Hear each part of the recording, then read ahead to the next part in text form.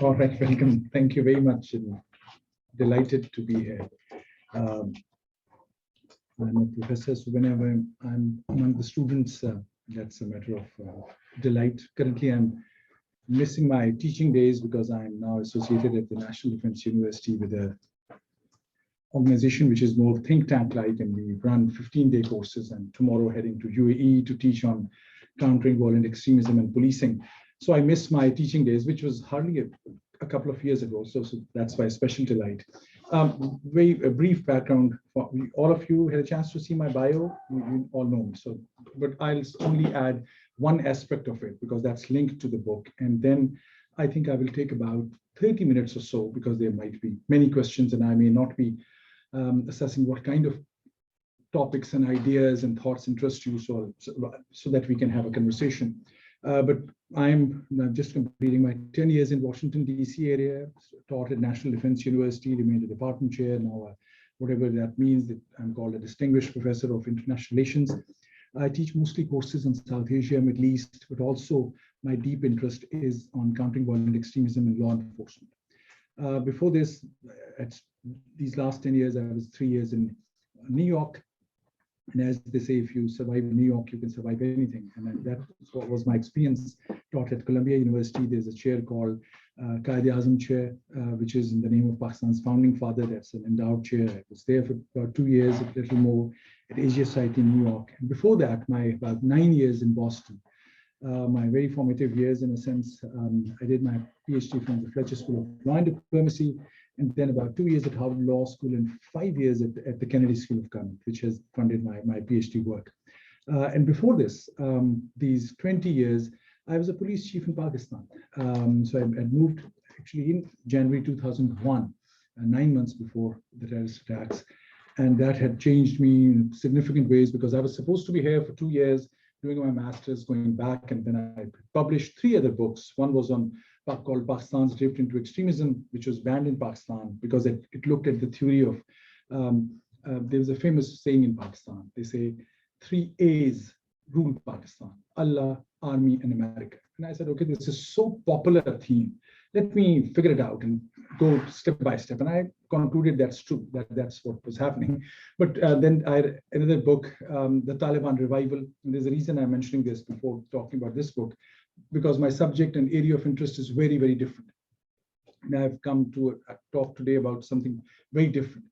So the other book was on Taliban, called The Taliban Revival. We had pitched in 2014, Taliban will come back into power. I hate to be right, but that was so clear to me. As a police chief on Pakistan-Afghanistan border, I had seen Taliban, Al-Qaeda types. Not Al-Qaeda was not there in a sense when I was there, but those who came to be Al-Qaeda were there. And that book, to my pleasant surprise, was picked up by Jon Stewart at Daily Show.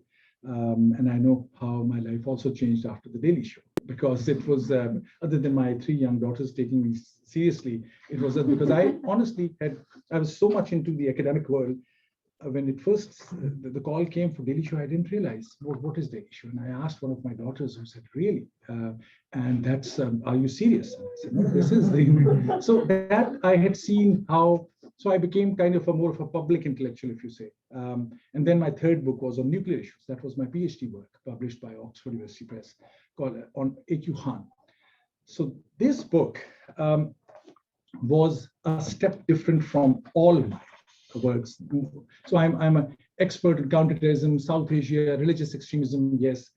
And about 5 years ago, I picked up to write on this biography of Ali ibn Abi Talib. It's not meant to be a quiz, so that I know how deep to go and what areas to cover. Just raise your hand if you know who Ali ibn Abi Talib was. Some of you. So Ali ibn Abi Talib was the son-in-law of the Prophet. He was also, for the Sunni Muslims, he was the 4th Caliph of Islam. Right after the death of the Prophet Muhammad, peace be upon him, he had 4 caliphs who were called Khulafai Rashidin, who were the most important close companions, all 4 very close to him. Ali was the youngest. He became the 4th Caliph.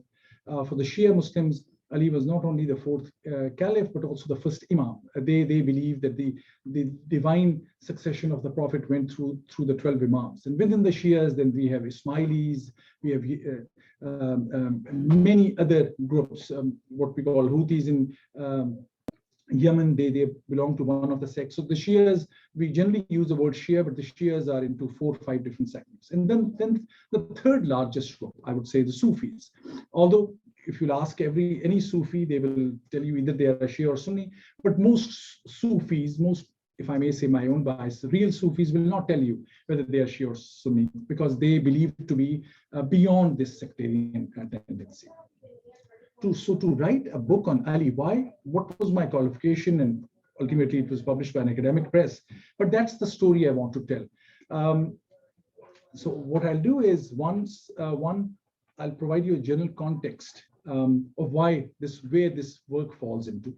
I'm wherever I go, where I luckily this became a controversial book in a sense that I had about 45 book events so far across the world, from Australia to the last 3 weeks I spent in Istanbul and Ankara and Konya. So there are many book events there in US also about the reason I'm not mentioning it to say this is such an important, I'm a big scholar and the book is important. What I'm saying is I had such a diverse experience because religion is very close to people's heart.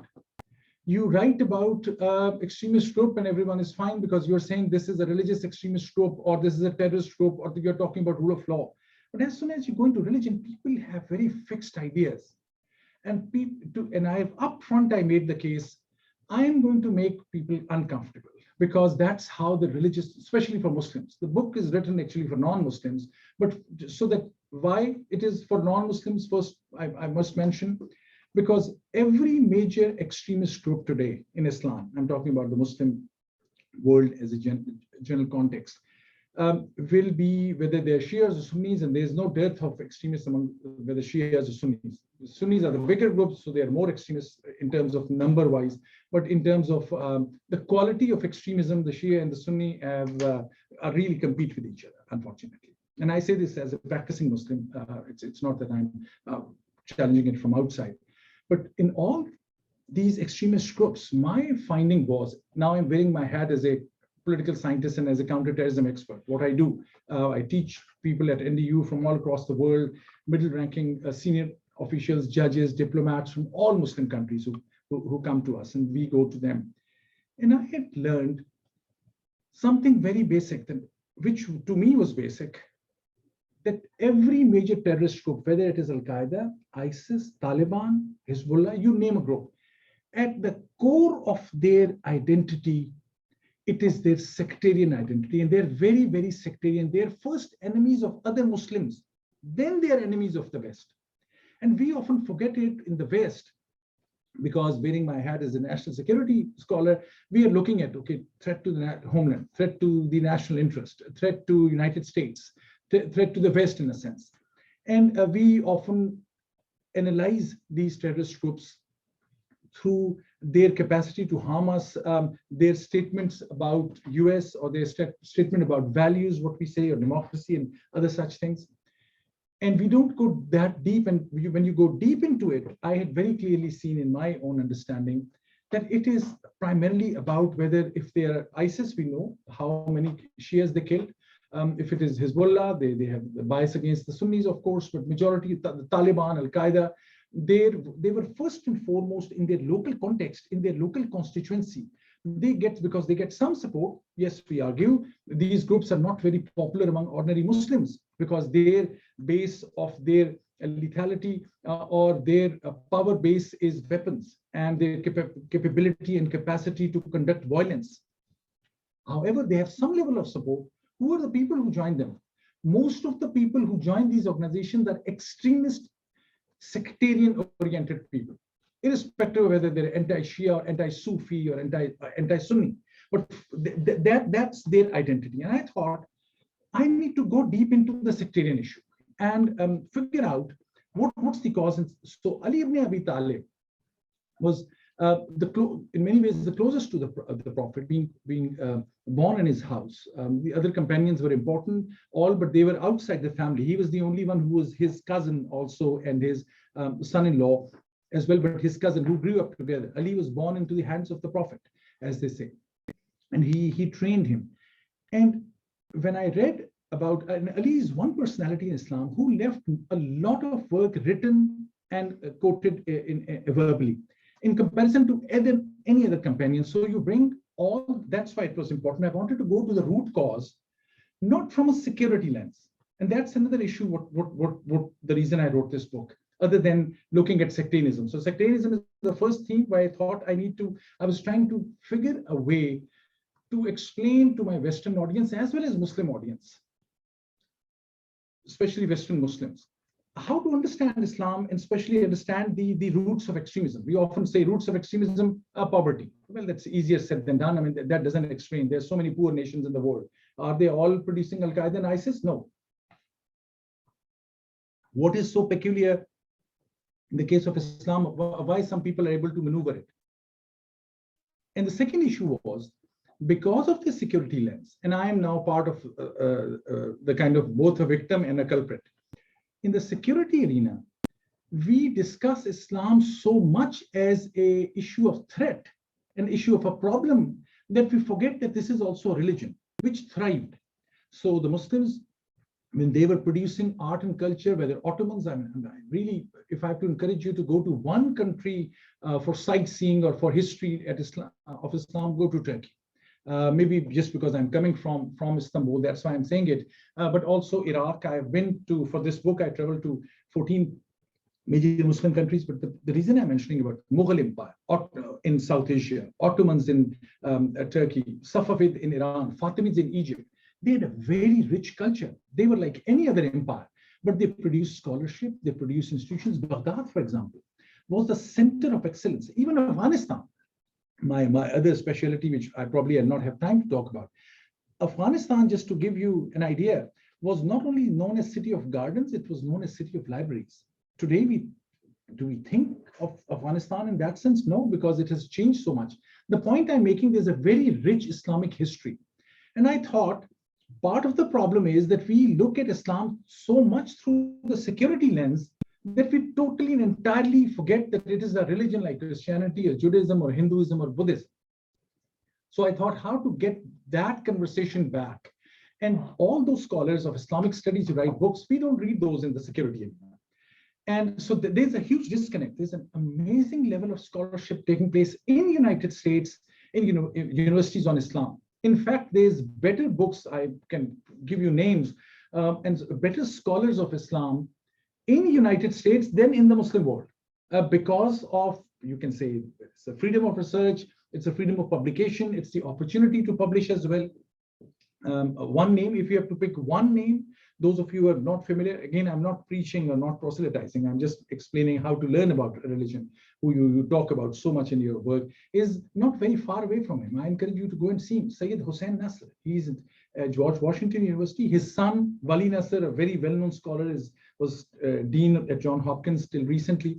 He's also good, but his father is a real Islamic scholar who's, anyway, you go to Al-Azhar University, you go to Iraq, you go to Saudi Arabia, and you ask them about religious scholarship, Hussain Nasr's name is there among the top and best scholars. There's another as well. If you want to know more about that, one of the finest new religious institutions that are built are in the United States, Zaytuna in California, by Hamza Yusuf, a convert, but a very enlightened progressive Muslim. So the point was, coming to the book now, I was trying to look at the issue through my security lens. The book has the word ISIS or Al-Qaeda or Taliban maybe only once or twice. That's not discussed in the book. But I wanted to go deep into the basis of Shiism. Then I wanted to go and talk to the security world, giving them a different taste of a quick history of Islam. That was the purpose. The challenge was, of course, no academic big publisher is going to say, accept me as an Islamic studies scholar, because I'm a political scientist. And that opportunity came when Yale University Press, which had published my previous book on Taliban, asked me about a review of some other books. And I didn't like some of those books. And like a kind of strict grader, I said, none of these books are worth publishing. And those are very good books because those are biographies of some Islamic personalities. And I said, there are so many excellent biographies of Prophet of Islam. What is this person bringing new? And I said, I said to the editor, why don't you publish? Because the world needs to know, because they're looking at Islam from a scholarship point of view as well, other names. And they said, give us a name whose biography you would like to suggest we should publish. Yale. And I said, Ali ibn Abi Talib. And this, who's Ali? And that to me was a shock as a as a Muslim in South Asian. I said, they don't even know. Ali was so central to Islam. And I realized it's not their fault. I mean, it's not John or Peter or Jesus. It's Ali. Ali is, why would somebody who's not interested in Islam know Ali? And my editor, I still remember, said, give me an idea, give me a hint. Why is Ali important? I talked about a few minutes and she said, that's like, he seems to be, Hassan, a very important Islamic personality. Why a student of history or politics would read about him today? And I said, because ISIS, that was the time ISIS was at its peak. I said, ISIS would not have operated the way they have if the worldview of Ali and the way he had dealt with the first terrorists in Islam, if that pattern was adopted. That got her interest. And they said, can you write it? And I said, I'm not trained as Islamic studies scholar. But okay, give me a shot, give me a try. Let me give it a try. It took me 5 years. I spent a lot of time in Iraq. I went to Najaf, where Ali is buried. I talked to the Sistani. Sistani, just to give you an idea, it's not that you just walk in and see Sistani. When I went to his office, they said, okay, where do you work? National Defense University, Washington, D.C. Oh, so you have come on behalf of the US government? I said, no, I'm a scholar, I'm an academic. I said, no. So I took an oath on the religious book saying, I'm not working. They specifically wanted me to say, I'm not working for CIA. I said, no, I'm a scholar. I'm an academic. I met all the four Maraji. I went to the leading Sunni scholars wherever I go. Every biography of Ali in Arabic, Persian, English that I could get hold of, I was able to get it. Not that I could read all of those, but I wanted first sources. The next challenge was, of course, my own view as well. The Muslims in the group will immediately tell you, oh, the book is controversial. Most non-Muslims would not have a clue why the title can be controversial. Because I'm saying, with Ali, the Prophet's Heir, I'm actually saying what many Shias and most Shias actually and most Sufis would say. The Prophet's Heir. Ali was the successor of the Prophet. That's the big fight between the Shia and Sunni. And I'm taking a position up front. Actually, I'm not taking the publisher is, because I had no idea what the title cover was going to be. And when I kind of debated with my publisher, I said, look, put a question mark. And they said, no. That's the same debate I had when I had written the book, The Taliban Revival. I wanted a question mark at the end. They said, no, we won't. That's the publishing board. And it's not a trade book. Trade books, they want to sell. Academic book, they want to people like you in educational institutions to read. I'm taking a very long route to explain the book, but bear with me. Because I thought this will provide you a context. So then came the big challenge, okay, how will I try to be neutral? And if the most books on Ali I read, and they were very theological based, anyone who likes or loves Ali would read it. Anyone else would not read it. And I said, no, I'm going to write a biography like a story. And then again, the big challenge, English is my third language after my first mother tongue, which is Punjabi, then Urdu, then Arabic and Persian also a little bit, but English comes like at least at the earliest number 3. So many times I have to first think in Punjabi and then translate it. Or I mean, that's the way you grew up. And I thought, how will I be neutral? And I come from a mixed family, a Shia parent and a Sunni parent. And it was interesting in my third generation, my grandfather and grandmother from both sides, very interestingly, from either one a Shia, one a Sunni. So I thought that even in at a personal level, I am trained to talk politically correct because that's how I saw it. It's in my genes and in my DNA. My father would always like to be respectful to my mother. My mother would be respectable to my father. Even when we came to US, I have 3 daughters now. Your age, 21, 23, and 25. But they were born. One was in Boston, one in UK when I was studying. And when they would ask us, me and my wife also come from. Well, she's a Sunni background. When our kids would ask us whether you're Shia or Sunni, we said, okay, no, we'll tell you both, and you're none of these. Of course, later on in their life, they grow up and they pick what they find to be right. But that was the next challenge. So I made a claim early on in the book. I'm not going to write anything which I cannot produce a reference from both the Shia and the Sunni. So it's, if I'm going to write the Prophet say based on Shia source, this is just another Shia book. I wanted to really write it from the Sunni sources as well as Shia. And so the sources, there's a note on sources. And why Ali then? Now coming to the point, and then in about 10 minutes or so, I'll stop so we can talk more. Why Ali? Ali, I'll mention you the first reason. One, he's the one who left most written and work that he's quoted, his speeches. No, all other companions of the Prophet, who were quite a few men, including the three caliphs and others, very prominent scholars, all of their work, if I put in one folder, which will be like this, and Ali's folder alone will be more. Because the Prophet of Islam had very clearly at one point had said, one of the most well-known statements was, in Arabic, Ana Madinatul Ilmi wa Ali Babu. The Prophet had said, I am the city of knowledge. Ali is its gate. So the whole tradition of scholarship and learning in Islam was from Ali. The second one, you go to any Sufi saint or see the work of any Sufi or mystics, from Rumi. Actually, I just went to Rumi and I was surprised. Rumi, in his poetry, says Rumi is more well-known than Ali. Unfortunately, I must add from my perspective. But Rumi had said, Rumi's inspiration, Rumi says, was Ali. I've quoted from Masnavi Maulana Rum, the whole poetry of Rumi. But every Sufi, almost every, and I say it with a lot of confidence, every means more than 90%, let me put it like that, would say Ali is the patron saint. Without belief and love and understanding of Ali, there's no Sufism. And this, every Sufi, this is not a controversial point that I'm saying. This is widely accepted among all Sufis, except one group, because there are 13 circles or cycles of Sufism. There's, you can say, 13 different movements, to simplify it. Some in South Asia, the big one in Morocco, Saudi Arabia, in the West also. There's two Sufi shrines actually that have come up by American Muslims. And the American Muslim Sufism is very strong in Virginia. I learned about it after living 8 years in Virginia, McLean. And I said, oh, this is 2 streets down. Why? I didn't know. Because Sufis are not like the proselytizers, which are other Muslims and Christians and Jews who will knock on your door and who will try to change you. Sufis operate in a very different, subtle way and very non-aggressive. Why Sufis thought Ali is their patron saint? They call him the patron saint because it was widely known that the on the spiritual part, it was Ali who was the closest to the Prophet. So what he achieved or he learned from the Prophet, no one else knew. And the Prophet also had said, there's no time, I've given a whole record from both Shia and Sunni sources, the statements about Ali, and I've explained why that was so significant and so unparalleled. The most famous one was, for instance, the Prophet had said, Ali is to me what Aaron was to Moses. And then he named his sons, Ali's son, Hassan and Hussein, on the name of Aaron's 2 sons, Shabbar and Shabbir. The first time I heard the Shabbar is a Jewish word, I was stunned.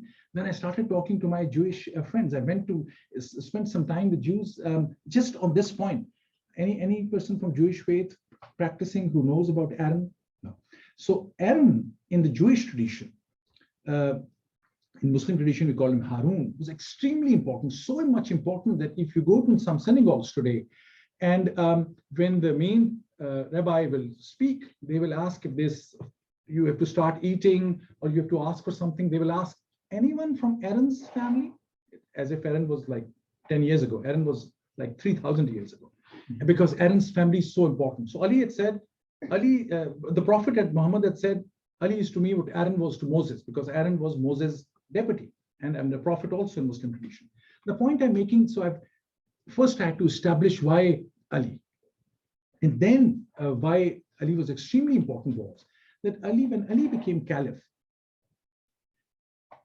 keeping aside the whole dispute, which I have explained in detail from both Shia and Sunni sources, which most Sunnis really want to ignore, because Sunnis are in majority. So I've talked to many Sunnis, and it's not a secret. Sunnis know that the way the Prophet's successor was picked up was a very controversial event. while Ali was, just to give you a little taste of it, and this is from main source Sunni hadith called Bukhari and Sahih Muslim, when the decision was being made, who's Prophet's successor? Prophet's body was there, not buried yet. Ali was burying him. That everyone else, not everyone else, everyone important was in a room trying to figure out who should be the successor. They never called Ali. And so that's why Shia say, they said, we never even had the courage to invite Ali. Ali should have been there at least. And if Ali was there, Ali, if he was not picked, at least he was part of the process. Then the schism between the Shia and Sunni would not have happened. But that's one part of the story. Also, when Ali became caliph, and that has led to many confrontations. And I'll come to this later on. Why sectarianism? I mean, this could have been a genuine, honest dispute, which is you can have a genuine, honest dispute about who's going to be the leader of this group. You go through election. Yes, Trump lost in a different way, but by and large, everywhere elections happen. And those who will lose the election, lose the election. There's an acceptance. That's how the process continues. Why, if Islam was a divine religion with such sophistication, why such intense rivalry, which was, by the way, also among Protestants and Catholics? They really killed each other. More Catholics and Christians had killed each other than the Shias and Sunnis by numbers. But that's not to justify. The point is, the religion is such a way. But the most important part is, even if you leave out the rivalry between Ali and the others, we have no evidence. And that's where I challenged the Shia sensitivities, and the Shias were upset. And I knew, so long as I upset both Shias and Sunnis, I should be fine, because from my objectivity point of view. The history, what the Shias claim today was that between the caliphs, between Prophet's close companions, there was this intense rivalry and almost hatred. Whereas I couldn't find either in Shia or Sunni sources any statements from Ali or his family members demeaning the first three caliphs who were his rivals. And when I asked this question to many the Shia scholars, even in Najaf, they said, yes, that's true, but they had taken Ali's right and they wronged him. I said, that's true, okay, let's make a rational point, okay, there's enough evidence. But that never led to the kind of division and rivalry and hatred between the Shia and Sunnis, what is happening today. What is the root cause of this modern animosity? Because that is causing a lot of violence and trouble, and it is empowering religious extremism in a different way. I didn't get good answers. But what very clearly is, and that's kind of my last point, 30 minutes in, is that when Ali became caliph, he was caliph only for 4 years. And what is known to all Muslims is that Ali's son, Hussein, was butchered along with his family members, both men and women, in the Battle of Karbala, which is very important for both Shia and Sunnis, but mostly for Shias. And who killed the grandson of the Prophet? By the way, Ali's son, Hussein, and Hassan, the two brothers, they were called by the Prophet as the leaders of the heavens. So within the Muslim tradition, Hassan and Hussein are extremely important. Everyone knew they are the Prophet's favorite, Ali's two sons. And Ali's son butchered with all his family members. By whom? By the Caliph of Islam at that time. So the schism had gone so deep. And if you'll ask any Sunni today, and with all the respect, we might have some Muslims here, if you ask any Sunni today, do you think, are you siding with Hussein or Yazid? And they say, come on, what are you talking about? Every Muslim anywhere in the world will side with Hussein. No one. Yazid is the terrorist in the Islamic history, but he was the caliph of Islam. The bigger question is how Yazid became caliph, or he used a different title, but he was all superpower or the super leader. And that's what the Shias would argue. Look, what had gone wrong with the first three caliphs? Things had gone so bad, it came to a point that Prophet's family is being butchered. That's one element. I discussed that as well. But what I was really interested was what Ali did when he was the caliph. And there are 2 or 3 things which I'll quickly mention. One is this letter that he wrote to one of his governors called Malik al-Ashtar. Later on, I'll write the name, because if out of this speech, even if you're not interested, if you're interested in governance, for example, if there's one thing you need to, or I recommend you to read, is this letter, which will take about 20 minutes on governance. I've used this in my class on rule of law. often, and I have actually, my audience is often middle-ranking officers and judges and diplomats from Muslim countries. And I asked them, okay, this is a statement, who do you think is, who said this?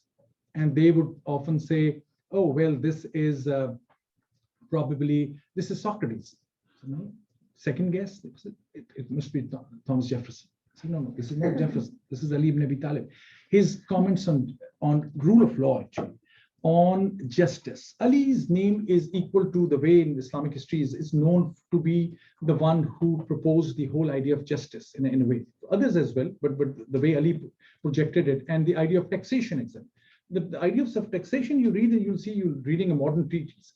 And it's a tragedy that within the Muslim tradition today, Ali is so unknown, even despite all his work on good governance and others. Welcome, Jennifer. Sorry. No, welcome. I'm here because of my colleague, Jennifer. And the institution I mentioned, she was there and she's your professor. So Ali ibn Abi Talib's one link with this idea of good governance, which even Muslims themselves have not been able to adopt. And I struggled hard, and I wanted to not just to mention that, okay, this is, I'm writing a biography of Ali, this is such a beautiful speech. No, I went and asked so many people. So why within the Muslim tradition, Arab tradition, actually there was an excellent report by the UN Arab Human Development Report, two fine reports published many years ago. They mentioned Ali's this sermon a lot. But I asked many people, why in the Sunni, the Shias, every Shia, every Sufi would know what was this letter to Malik al-Ashtar. But why Muslim states in some countries? I remember when I was in Pakistan, Benazir Bhutto, the prime minister, I worked in her staff. That was my first job in my career, in my previous life. Benazir Bhutto, when she became the prime minister of Pakistan, the first thing she did was actually to ask that letter to be printed, and she distributed it among all members of the legislature. One other country, I think Egyptians had done it as well, but neither Pakistanis nor Egyptian actually really read it in that sense that they never borrowed any good ideas from it. And the reason why this letter never got kind of the attention that it should have, in the modern sense at least, is because the person who it is addressed to, Malik al-Ashtar, who was appointed as the governor of Egypt, and he was killed while he was going to Egypt by his enemies, was seen as a controversial figure. So just, whereas it's not Malik al-Ashtar who has written it, it's Ali's letter to Malik al-Ashtar. But the nature of bigotry, sectarianism in Islam has become so deep-rooted that I'm saying, okay, this is mentioned, this name is after, let's say I'm against any figure in American history. And this room is named after Lee. I mean, that's just say, and I say, I'll not enter that room because it's Lee. I'll go on Lee Highway anytime, but I'll not enter the auditorium Lee because I don't like the guy from the street. That's and because I'm now giving up on my even right to be educated. That's exactly what happened in Islamic history. So sectarianism has become so deep-rooted. That's why I thought I need to go to the father figure who was not sectarian himself, but around whom the modern Muslim sectarianism is built. What was he like? Only one thing, and then I'll close. I know Krishna was saying 40 minutes, and I was kept on saying, no, I'll be fine with 30 minutes, and now I'm 36 minutes in. So I know, but I promised to finish in 4 minutes. Ali was the one who faced the first major civil war. The Prophet's wife challenged him politically, and he had a war with Prophet Muhammad's wife, Aisha. And what happened in that battle is so interesting. And most Muslims, even the Sunnis, side with Ali because Ali was the caliph. But how he dealt with that war was extremely important. Aisha was surrounded by some people, the two other very important companions. If you ask a Muslim today, and this is, I'm going into a very controversial area, but that's what I've written in the book. There were two figures, Zubair and Talha, very prominent Muslims, who had taken it in a different direction. But then when he defeated her in the battlefield, he made a big announcement saying, okay, this was our difference. We have settled that through war, but that doesn't mean that you disrespect the Prophet's wife. But that's not the case. Today, among the Shias, Aisha is seen not only in a very negative light, but abused. That's one of the dark sides on some of the Shia practices, which then annoys Sunnis so much that they say, okay, these guys are really crossing the red line. The second thing was there was a group called Khawarij. That's very important. That made me comfortable in my research, comfortable in a sense that Al-Qaeda, ISIS, Taliban, if they had one forerunner, if they had one group through which they borrowed their modern bigotry and extremism and violence, it was Khawarij. Khawarij were the ones, this was a group of Muslims who were extremely rigid in the time of Ali, who had said that, look, we know and we will define what Islam is. Anyone who's going beyond these lines, XYZ, are non-Muslims, and we'll kill them. This is the concept, the takfir. The Salafis and Wahhabis today, when they say takfir, takfir is, if you're in security studies, if you need to know one word from the history, Islamic history, it's takfir, Takfir. Takfir is what modern Al-Qaeda, ISIS are doing. When they want to kill other Muslims, Sufis or Shias or Sunnis also. ISIS killed more Sunnis than anybody else, actually. They would always say, oh, you are doing 1, 2, 3, 4, 5, these things. This puts you outside the realm of Islam. That's why you're to be killed. First, they justify theologically. So that was the group which first did it. How Ali dealt with them? Ali had a war with them. Ali killed all of them, or most of them. However, I often, when I went to different places to speak about it, I explained to people, when Ali's friend said in one battlefield, there were so many who were killed, and they said, no, we'll put them in one big grave. And Ali said, no, I'm going to say funeral prayers on each one of them, because they are not my enemies. The person, some of their leaders who misdirected them are the ones. I need to, and some of those would challenge Ali in mosque. And that was during the other caliph's time as well. Unlike today, try challenging the Egyptian president, or even in the so-called some Muslim democracies as well. You try challenging the leader and they'll give you a very strong response. Or in autocracies and monarchies, we know what's the level of freedoms, unfortunately extremely low. But in in Ali's time as caliph, it was a total freedom. They used to challenge him and debate him openly in the mosque. That's why I picked Ali. The way he had tackled his opponents was something which was so modern, something which was so progressive. And I was so stunned when I go back to my first point, when I had this conversation with my editor-in-chief at Yale. And they said, okay, Hassan, you suggest writing a biography of Ali. Let's see, I mean, there must be many biographies of Ali. And we checked. And not a single Western academic press has ever published a biography of Ali. And that I said, this is a country where, and this is the academia in West and Europe, where there are books on Ali, don't get me wrong, but Ali and Justice, there's no biography of which comprehensively deals with his life. There are many available in English, which are translations of Arabic and Persian, but none also by an academic. That's poor translation. So that's why there was I thought that within the Islamic discourse, I'll present this idea. I'll conclude with this. I had strange is not the right word. I had very interesting. Interesting is such a neutral word. When I was new in America, I would say something and my professor would say, interesting. I had no idea. Is it good or is it bad? And that's still the case. It's politically very good word. But I mean to really say it is interesting in a sense that I got great feedback from, the book was launched in California, which is a Muslim center, a Sunni center with 1,100 people there. I got into a kind of a heated debate with the Imam there, who was a Muslim Brotherhood guy, well known.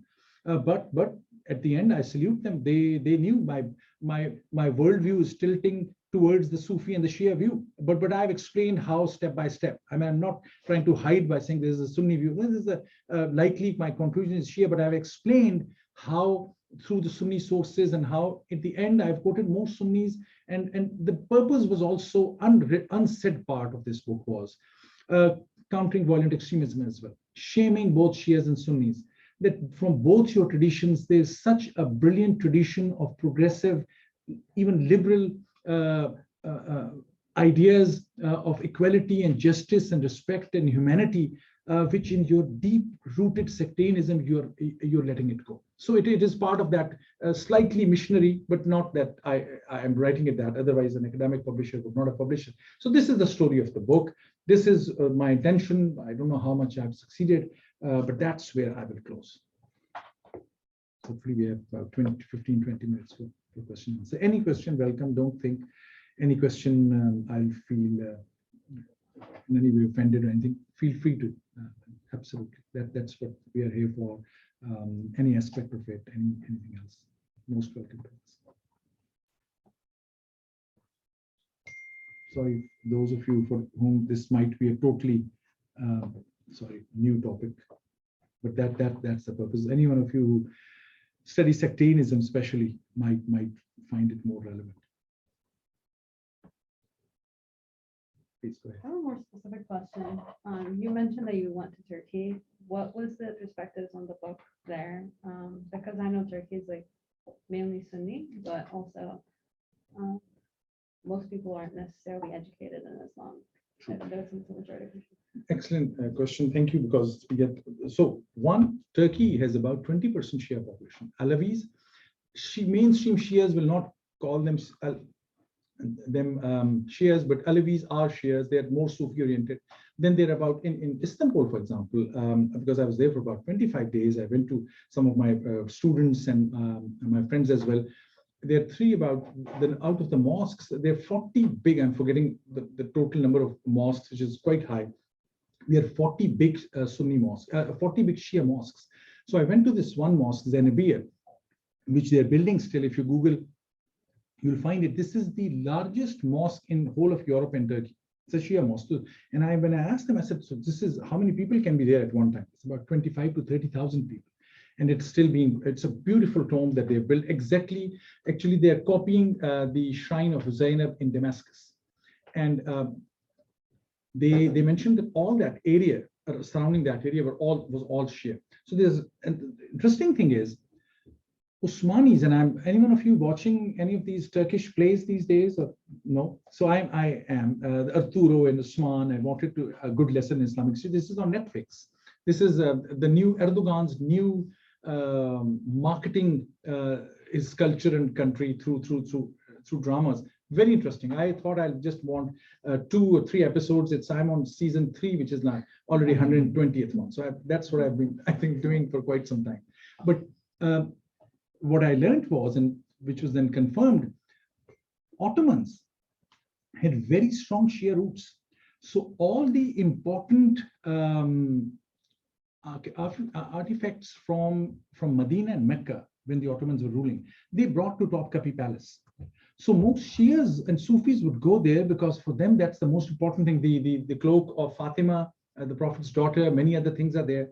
So in Turkey, and this picture actually was painted by Ottomans. There was a tribe, the Kai tribe, again, if you are into that Arturo drama, but this was done by an Azeri painter of Ali ibn Abi Talib. Most of the beautiful paintings of Ali I found from the Ottoman tradition. So Ottomans were, later on, they became very sectarian also. The number of Shias killed by Ottomans were huge as well. But the roots and historical basis in Turkey of Sunnis and Shias was quite balanced. Also, I was just yesterday mentioning one of my colleagues, Terry, for Jennifer. I was trying to explain what I found in Turkey.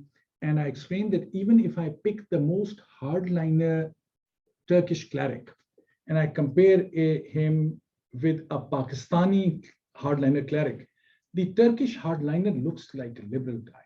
The reason I'm mentioning this is that the secular tradition and democracy in Turkey had a huge impact. The response, I went to 2 places. I gave a talk. I went to the Rumi shrine in Konya, presented them the book, and my way was of judging was, okay, whether the guy has seen the word the Prophet said, he immediately think either I'm a Shia or Sufi, and whether he would like to put it on the website or take a picture with me in the book. He said, no, why don't you give a talk here at our shrine? He picked the book. Either he was a Shia or he was very open-minded Muslim. So in Turkey, by and large, in comparison to some other countries and places, in Pakistan, the book is almost close to being banned. It is lying at the airport, the customs, and they're saying the cover is blasphemous. And I said, what's the blasphemy I've committed? They said, the picture of Ali. I said, is this a digital picture of Ali? This is a picture, even I picked such a painting without any features. There's a big debate. As you can see, the cartoons is actually the other extreme.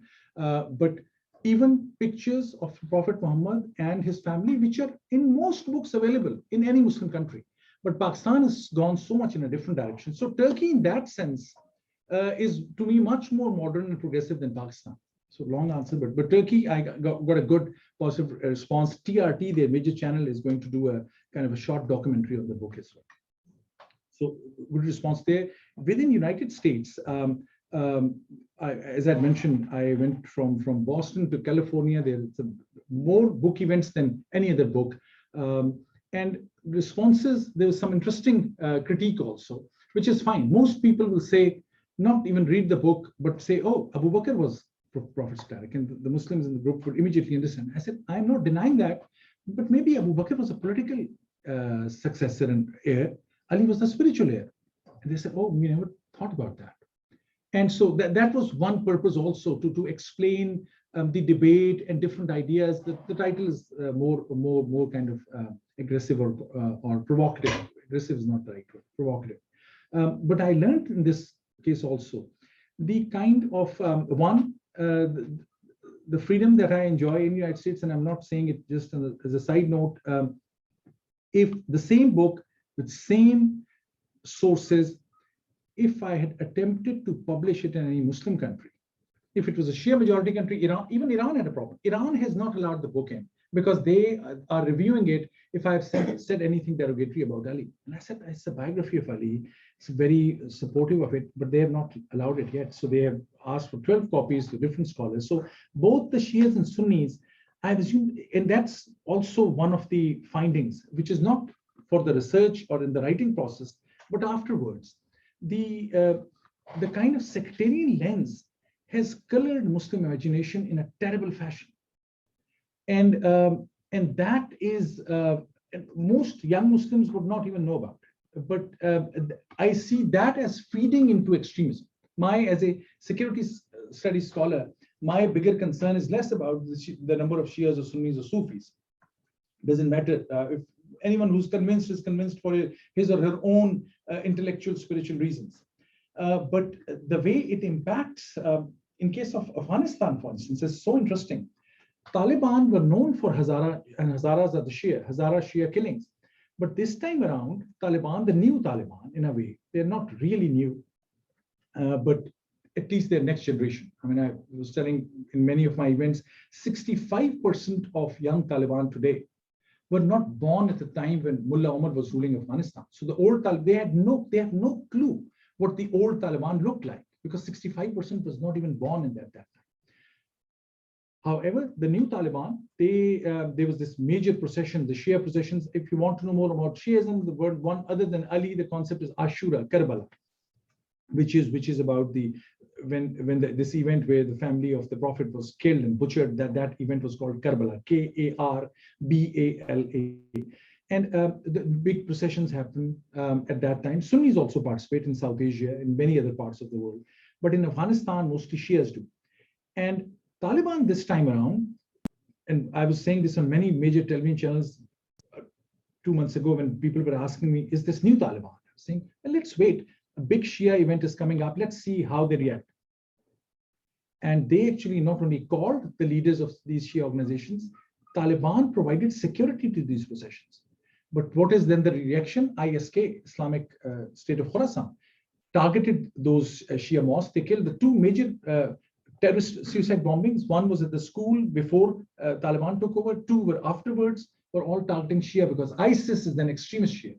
So they said, okay, you and Taliban are now very vulnerable in their own sense, in their own domain, keeping aside their own extremism.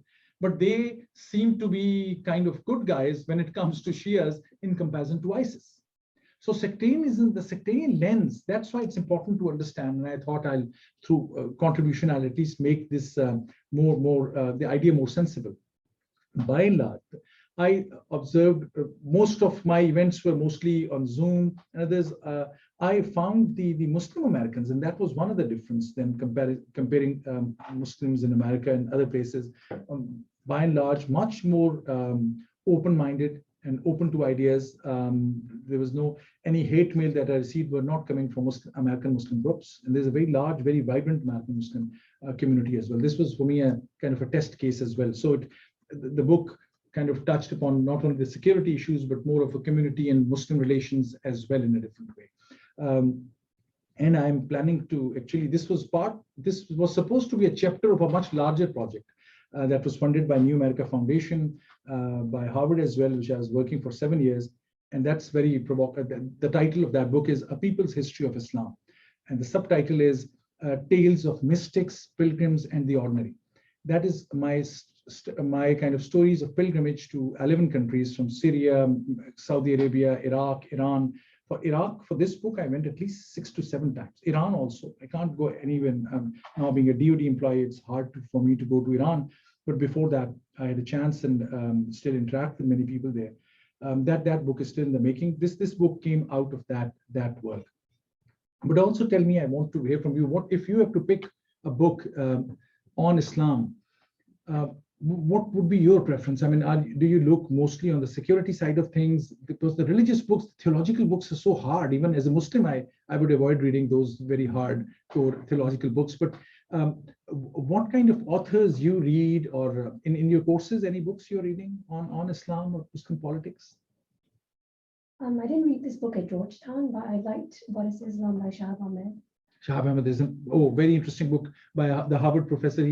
God bless his soul, he died. A book that challenges some of the mainstream thinking. I've heard many good things about Shahab's book. Terrific, good. So you know these things, please. Go ahead. I have a question. Please. And I'm gonna step back for being someone who looked Muslim for a while. I wanna be neutral for a minute. What do we say, or what's the answer for people, whether atheist Muslim or non-Muslim, who say that they've studied about history of Islam and they've seen a lot of call for killing others? What's the answer for that? The answer for that is they need to read the history of Christianity, Judaism, and other religions as well, and they'll exactly find that. Jennifer will bear me out. That's the history of religion. The most famous book by Karen Armstrong, History of God. Recommend them. Anyone who says that, recommend them to read that book. Karen Armstrong's book explains it. Many others as well. I mean, the 30-year war and there's a long history. That is not to justify Islam. What is important, however, is, and this is what, in reference to this book, I was telling people, there's one thing which is history of Muslims, and then there's a religion per se. So these things have to be very clear. Muslims, in this case, because I'm writing on them, I'm more hard on them specifically, because Muslims themselves have taken the Muslim history so seriously that it impacts their understanding of Islam deeply. In that sense, actually, I really understand Wahhabism, and I've developed some empathy for them, if not sympathy. The reason being, Wahhabis were saying, Salafis were saying, actually, they were saying, look, Muslims have added so much innovation, and they have added so many rituals that they cannot really come out of those rituals. They have started taking those rituals as part of the religious tradition. I challenge some of the local major Shia mosques that I go to in Idara Jafri. This is not public, right? This is the Zoom event, and this is only for students. Yeah. Okay. So I can say more things.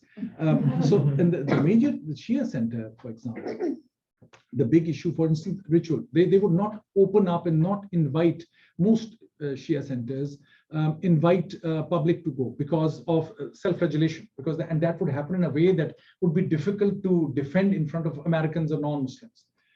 And my argument was, if there's a ritual which you think is so central to your religious tradition, and that you cannot just open up with that, then there is something seriously wrong. Then people are going to judge you through that ritual. If they will not understand your concept of unity of God or humanity or pluralism or selflessness, and that's what I had seen in Ali. At every point in his life, it was selflessness, giving up his own right.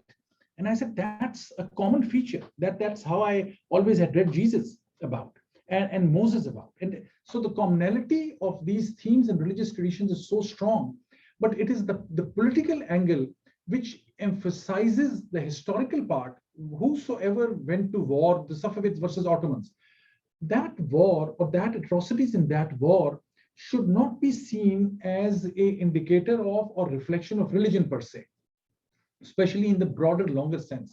In a short sense, yes. And we understand most, this was happening in this country for at least first 10 years after 9/11, everyone's saying, well, why are Muslims not condemning Al-Qaeda and ISIS or Al-Qaeda in that case?